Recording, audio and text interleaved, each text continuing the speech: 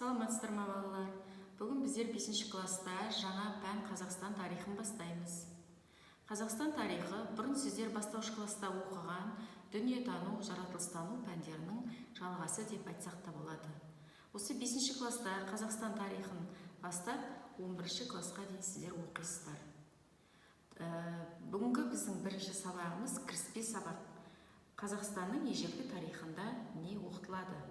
Оқу мақсаты ежелгі Қазақстан тарихына жалпы шолу, Қазақстанның ежелгі тарихы оқытатын мәселелермен танысасыңдар, тас ғасырының кезеңдерін білетін боласыңдар, археология ғылымының зерттеу саласымен танысасыңдар.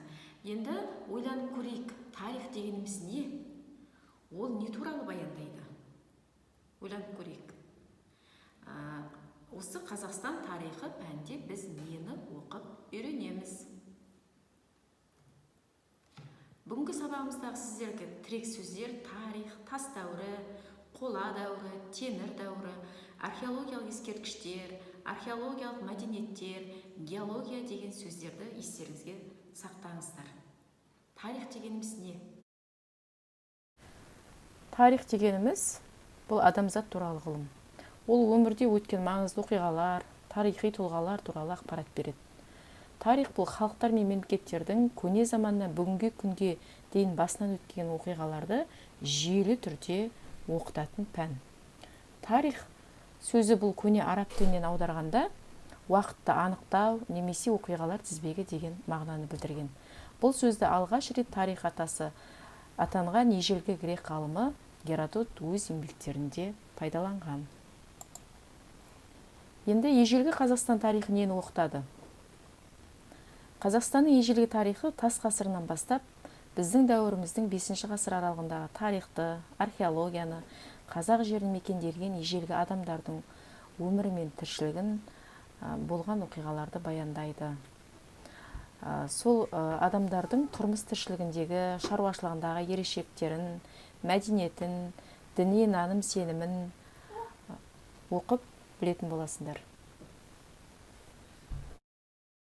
Сонымен қатар, осы Қазақстан жерінде өмір сүрген тайпалар, мысалы сақтар, сарматтар, ғұндар, оларды біз ертең алғашқы уақытта тоқталып өтетін боламыз.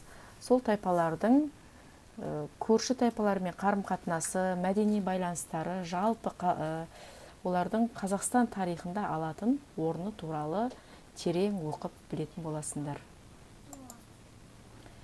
Енді осы тарихта ежелгі дәуір қалай кезеңделеді? Біздер сабағымыздың ең бірінші басында айтып кеттіге, тас ғасыры, қола дәуірі, темір дәуірі деп, бұл дәуірлердің тарихқа қандай қатысы бар? Ежелгі дәуір тарихын кезеңдерге бөлудің бірнеше түрі бар. Осылардың ішінде ең көп қолданылатыны бұл археологиялық және геологиялық тәсілдер негізінде кезеңдеу. Енді тарихта уақыт қалай есептеледі?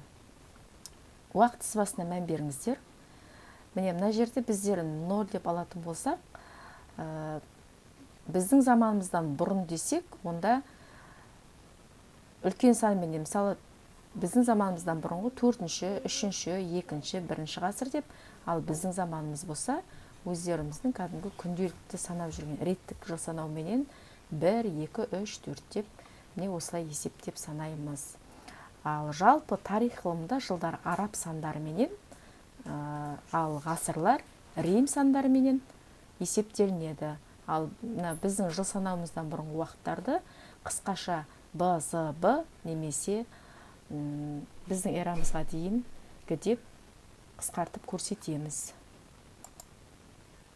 Енді ойланып көрейікші.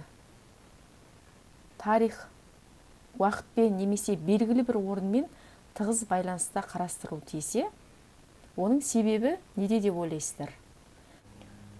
Әрине дұрыс айтасыздар, бұл жерде біздер археологтарды көріп отырмыз. Археология ғылымы туралы не білеміз? Археология грек сөзінен аударғанда археос ескі, логос ілім деген мағынаны береді. Археология сонда бізге құнды мағлұматтар беретін ғылым болып есептеледі. Археология ғылымы жалпы тарих ғылымының ажырамас бөлігі деп те айтсақ болады. Енді тарихи деректердің ішінде біздер ауызша деректер дедік. Мән беріп қараңыздар, қандай деректер жатады? Одан кейін жазбаша тарихи деректер. Енді мына суреттерге мән беріп қараңыздар. Не көріп отырсыздар?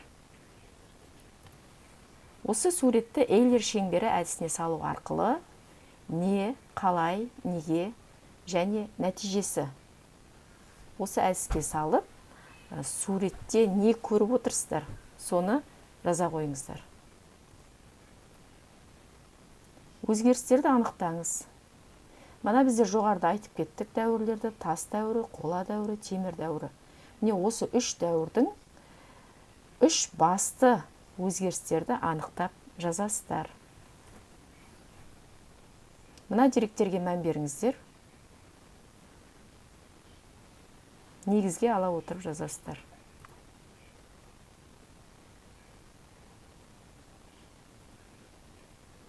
Сабағымыздың соңында сұрақтары бар қорап. Үйге тапсырма: бүгінгі сабақтан нені түсінбей қалдық?